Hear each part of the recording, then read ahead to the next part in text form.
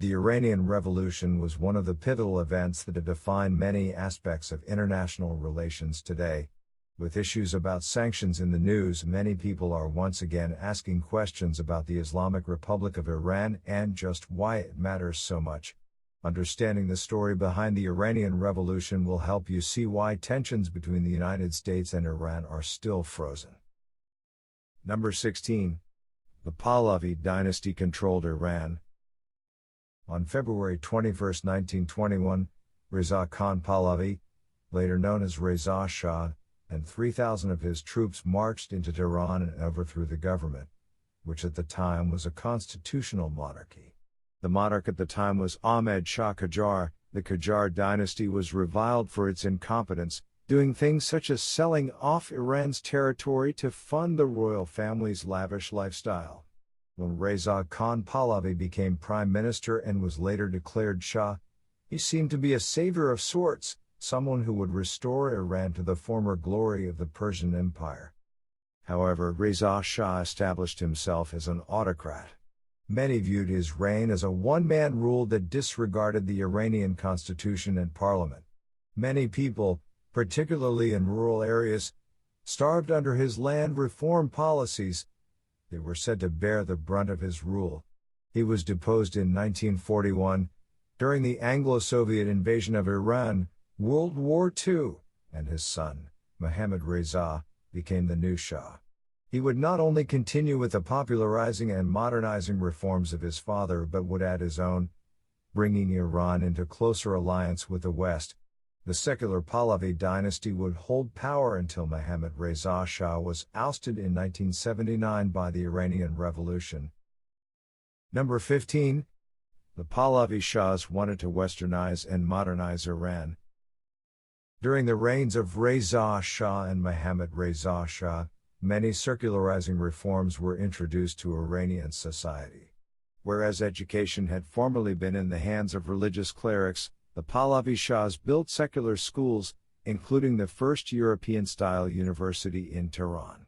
He implemented a secular law that existed outside of Sharia and established secular courts and even banned Iranian women from wearing the hijab, the traditional headscarf that many Muslim women wear. Not everyone supported these secularizing reforms. In fact, many Iranians opposed them. One of the most outspoken opponents of these reforms was a cleric named Ayatollah Khomeini. In addition to depolarizing the country, there was also a goal of modernizing. The Trans-Iranian Railway connected Tehran to the rest of the country, and the White Revolution was intended to modernize the country's agriculture. However, the most far-reaching and consequential modernizing policy was that of the monarchy's alliance with Western powers, mainly the British, who wanted control of Iran's oil supply.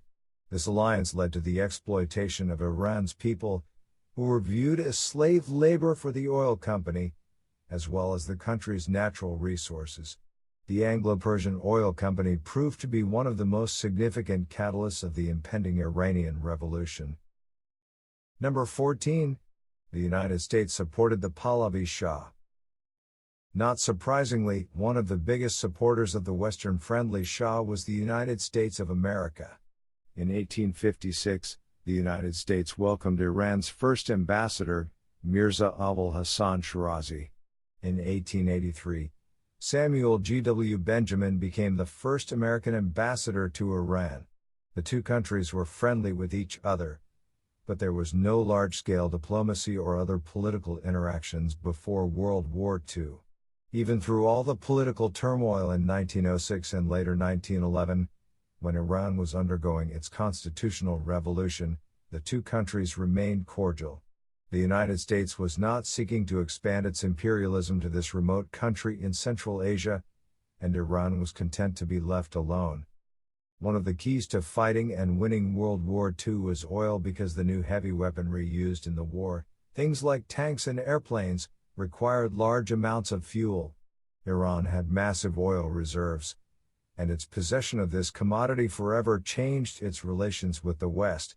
Additionally, the Cold War, which effectively began after the end of World War II negation, polarized the world between the capitalists and the communists. Iran's geography made it ideal for positioning American forces close to the Soviet border.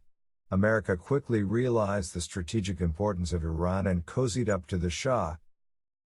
Number 13. Britain and the United States wanted Iran's oil. The Anglo-Persian Oil Company, which was created through a series of concessions made by the Qajar Shahs to the British at the end of the 19th and beginning of 20th centuries, was one of the biggest drivers of Western influence in Iran during the 20th century. APOC enabled Iranian oil to fuel the British Royal Navy, an interest that the British were keen to protect during World Wars I and II. Oil agreements between the British and Iran's Shahs led to exploitation of the land and people, a form of colonialism, which the Iranian people deplored. They wanted Iran's resources to be used to help the people there, not Western powers. APOC was added to the list of grievances that the Iranian people had against the monarchy. They were starving and falling into increased poverty, while the Shah and his Western allies were becoming increasingly wealthy. However, the need for oil by Western countries was not going anywhere. In the industrial and economic booms following World War II, the United States and Britain were becoming more and more dependent on Iran's oil reserves. To protect their interests there, they needed to keep up friendly relations with the Shah, even if the Shah's people were increasingly turning against him. Number 12. In 1953, the U.S. sponsored a coup to overthrow Iran's prime minister. In 1951, Iranians rallied around a politician named Mohammad Mossadegh, who became prime minister. Although Mossadegh was in favor of secularization, he stood up to Western interests by, among other things, nationalizing the Anglo-Persian Oil Company, thereby bringing it under Iranian control and ending the British exploitation of the Iranian oil fields. Such a move was undoubtedly in the best interests of Iran, whose people were tired of being puppets of Western countries while the Shah grew increasingly rich and powerful. However, the oil-hungry West was increasingly reliant on its control of oil fields in the Middle East, and Western countries were not keen to give up the oil fields or their addiction to oil. The United States and Britain responded with a coup that overthrew Mossadegh in 1953. The coup spawned deep resentment towards the West among the Iranian people. With the help of the United States, Mohammad Reza Shah, who had been in power since his father had abdicated in 1941, set up the Iranian intelligence agency, SAVAK, to brutally suppress dissent against the Western-backed Pallavi dynasty. Despite his efforts to modernize the country, Mohammad Reza Shah failed to upgrade it politically by bringing democracy and listening to the increasingly discontent voice of the people. Number 11. The coup led to high anti-American sentiments. One of the first things that Mohammad Mossadegh did as prime minister was to nationalize the Anglo-Iranian Oil Company. He cancelled all the British concessions, which were not due to expire until 1993, so that Iran now had complete control over its oil assets. Winston Churchill, who was then Prime Minister of Great Britain, was distressed over these events and sought the help of the United States to regain its influence in Iran. President Eisenhower reluctantly agreed and enlisted the help of the Central Intelligence Agency, CIA, in what came to be known as Operation Ajax. The goal of Operation Ajax was to get the Shah to dismiss Mossadegh from his place as prime minister voluntarily. The CIA created rumors and spread them throughout Tehran, fueling protests against Mossadegh. One of the tales was the threat of severe punishment for any who dissented with him. He came to be viewed as an autocratic dictator and not a popular politician who had been elected through a democratic process. In August of 1953, the Shah officially stripped Mossadegh of his position and went into hiding, fearful of possible repercussions. Mohammad Mossadegh was the first leader of Iran elected through a democratic process, and the world's two leading democracies, the United States and Great Britain, had him overthrown. Ayatollah Khomeini was one of the intelligentsia, which was keen on what had actually happened, and he was furious at what America had done. America's continued support of the monarchy was like a slap in the face. He decried American imperialism at every turn and wanted to take Iran back from Western interests. Number 10. A radical cleric named Ayatollah Khomeini spoke out against American involvement in Iran. As the Iranian people began to lash back against the westernizing reforms of the Pahlavi Shah, Islamism became a galvanizing point for government discontents. Religious centers, particularly in the holy city of Qom, became centers of dissent. Religious clerics, who had previously been removed from public life and had disavowed political participation, were now indicative of the burgeoning popular uprising against the Shah and his Western-inspired reforms, and particularly against the coup of Mohammad Mossadegh. One of the foremost of these religious clerics was Ayatollah Khomeini, the man who, in 1979, would spearhead the Iranian Revolution and become the supreme leader of the new Islamic Republic. Beginning in 1965, Khomeini gained strong support against what he believed was the godless tyranny of the Shah, who served as an agent of the United States and furthered its imperialist goals. In January and February of 1970, during his exile in Najaf, Ayatollah Khomeini delivered a series of theopolitical lectures that became compiled into a book called Vilayat al-Faqih. This book outlined his vision of a proper Islamic government in Iran, how that government would be structured, and the theological, political, and historical rationale for such a government. Number 9. The Shah's White Revolution led to social decline. Meanwhile, the Shah continued in his reforms that continued to earn the support of Western powers. Beginning in 1963, Mohammad Reza Shah Pahlavi started a far-reaching series of U.S.-backed changes known as the White Revolution, which aimed to modernize Iran further. The White Revolution was preceded by a series of land reforms that redistributed ownership of land in rural areas in exchange for shares in industry owned by the Iranian state. A goal of the redistribution of land was to help modernize Iran's rural areas.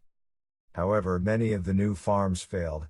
Farmers and their families had to leave their farms and head to major cities, such as Tehran, seeking employment in the industrial sector.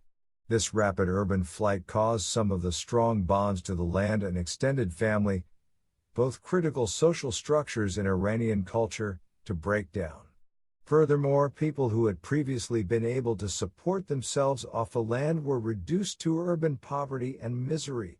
Lack of food, as a result of the failed farms, meant that many people did not have enough to eat, and a growing urban population meant that there were more hungry mouths with fewer people growing food. Levels of discontent and opposition to the Shah exploded. Number 8. The Shah didn't realize that people were increasingly opposing his policies. The Shah seemed to be blissfully unaware that his people were so absolutely opposed to his reforms. In fact, he was convinced that they were good for the country and that the people loved them. So he did what any self-deluded monarch in his place would do, continued implementing reforms that he thought people loved.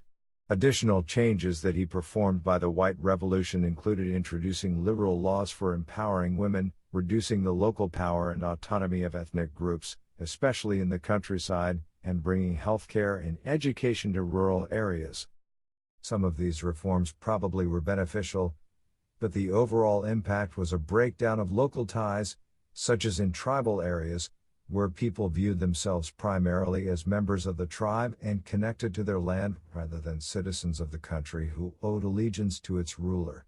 Furthermore, as part of the White Revolution, the Shah advocated strong diplomatic ties with the West, especially with the United States. However, the role of the United States in the coup that ousted Mohammad Mossadegh had not been forgotten by the Iranian people. Additionally, the encroaching Western influence promoted a lifestyle of lascivious sin and materialism, things that were adamantly opposed by Islam. Number 7. Some of his policies were considered an affront to Islam.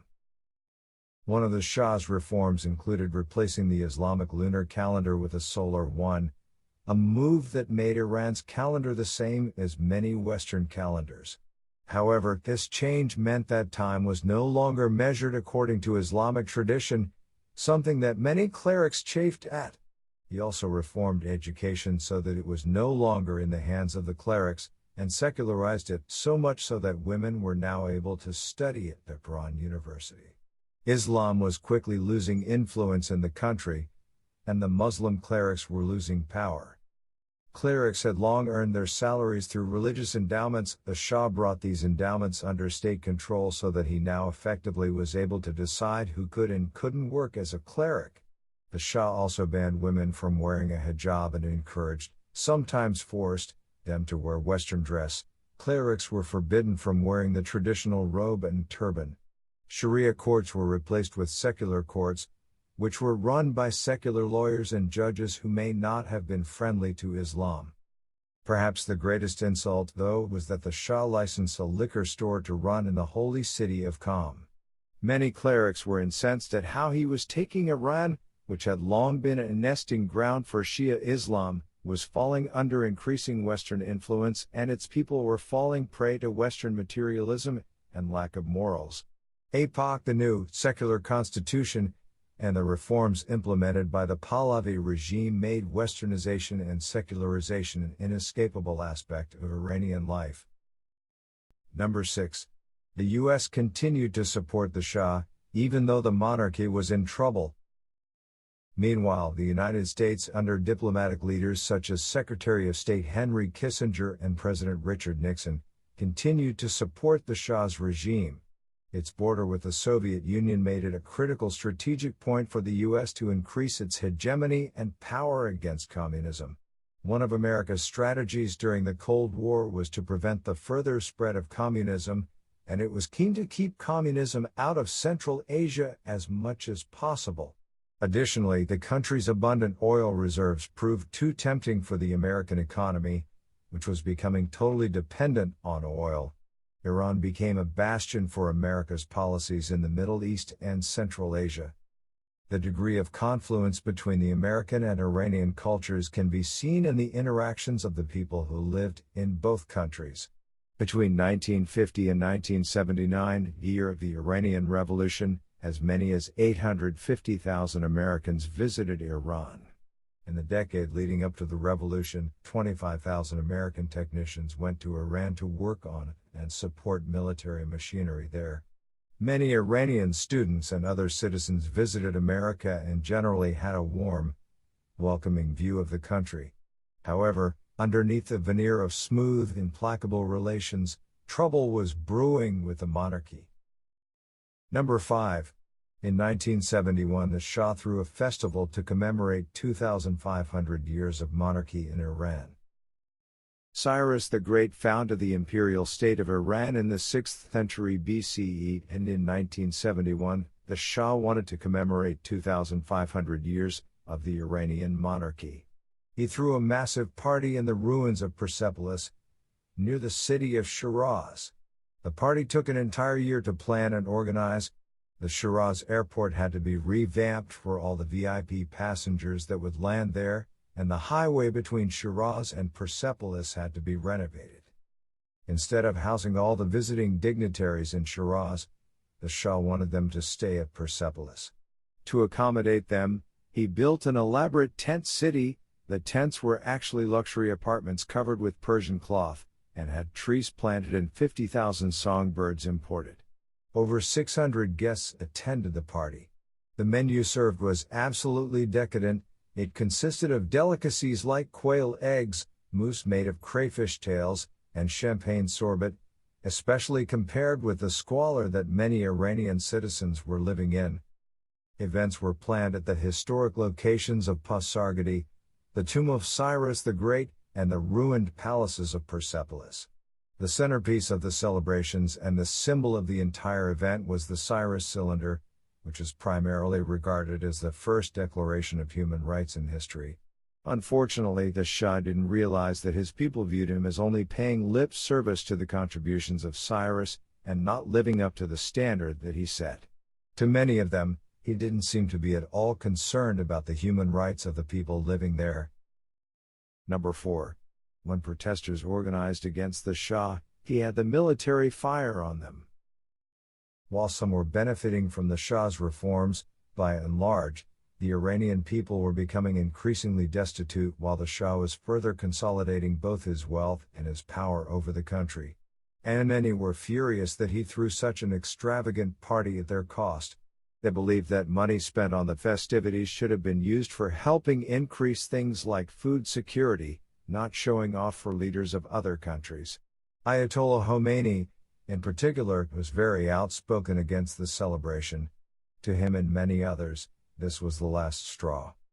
Shortly after the 2,500-year celebration, protests against the Shah became more and more frequent. He had defamed Islam, kowtowed to Western imperialism, and caused a breakdown of Iran's social fabric, all while under the support of the United States. Savak, his secret police, had tortured and killed an untold number of Iranians. The Shah responded by having the military open fire on protesters. Many people died or were wounded as a result. The casualties were regarded by many as martyrs for the cause of revolution and were held up as symbols of the resistance and of the Shah's tyranny, leading to an increase in hostility and opposition. The Shah had Iranian blood on his hands, and the people could not be silent. Number 3. The Iranian Revolution began on January 7, 1978. The Islamic Revolution could be said to have begun on January 7, 1978, when an article published in the newspaper Italot vilified Khomeini, who was now the preeminent symbol of the resistance. Within hours, the newspaper office was ransacked, and a popular uprising began in Qom. A series of government crackdowns and more popular protests and riots ensued, culminating in the overthrow of the Shah, the return of Khomeini from his exile in France, and the creation of the Islamic Republic in 1979. The Shah would stay in power for another year, not realizing that his people had turned entirely against him. During that year, the country would change so dramatically that it would have little resemblance with the land that the Shah had ruled. The revolution came as a shock to much of the international community. Just a few years ago, dignitaries from all over had partied and celebrated in the ancient city of Persepolis to commemorate 2,500 years of Iran's monarchy. Iran had long been friendly with Western powers, and leaders like President Jimmy Carter hadn't realized just how unpopular he really was with his own people. This wasn't a surprise, as the Shah himself hadn't realized how unpopular he was. Apparently, 2,500 years of the monarchy was not enough to secure his reign. Number 2. The Shah was soon forced to flee the country. The protests against the Shah continued. In September of 1978, clerics directed as many as 500,000 people to march through the streets of Tehran. Believing that the mass demonstrations against him were a passing phase that he was in control of, the Shah ordered the military to open fire in what came to be known as Black Friday. A total of 89 demonstrators were killed. Protests and demonstrations against him intensified until he realized that it was no longer safe for him to stay in the country. The Shah fled Iran on January 16, 1979, and left the government in the hands of a Regency Council. Many in the international community believed that the Islamic Revolution was a blip that would soon dissipate, and the Shah would be able to return to a restored Iran. However, that was not to be the case. World leaders would quickly have to figure out how they would negotiate with the new Islamic government, which was founded almost entirely on the religious ideals of Ayatollah Khomeini. This challenge was exacerbated by a group of students from the University of Tehran, who laid siege to the American embassy and took dozens of diplomats hostage in what came to be seen as the enduring legacy of the revolution, the Iranian hostage crisis. Number 1. Ayatollah Khomeini headed the new Islamic government. Ayatollah Khomeini had long been considered a symbol of the popular resistance against the Shah. Even Iranians who were not particularly devout flocked to his teachings, not because they agreed with the religious precepts on which they were based, but because he was viewed as the one who would be able to overthrow the Shah. Soon after the Shah fled, Khomeini returned to Iran after 15 years of exile in Turkey, Iraq, and France. He was welcomed with cheers by millions of Iranians, who now felt that the revolution would soon be complete. On February 11, 1979, the Regency government that Mohammad Reza Shah had left in place collapsed. A new government was organized under a constitution that was written mostly on the premise of Velayat al-Faqih, Khomeini's manifesto of how an Islamic government should be structured. Of central importance in this government structure was a grand faqih, a religious cleric who would oversee all the workings of the government and have the authority to override any jurisprudential decision. When elections were held to elect the grand faqih, an overwhelming 99% of the population voted for Khomeini. He was now the leader of Iran's revolutionary government. The Shah would not be coming back. World leaders now had to determine how they would negotiate with this new government, which was founded almost entirely on the religious ideals of Ayatollah Khomeini. This challenge was exacerbated by a group of students from the University of Tehran, who laid siege to the American embassy and took dozens of diplomats hostage in what came to be seen as the enduring legacy of the revolution, the Iranian hostage crisis.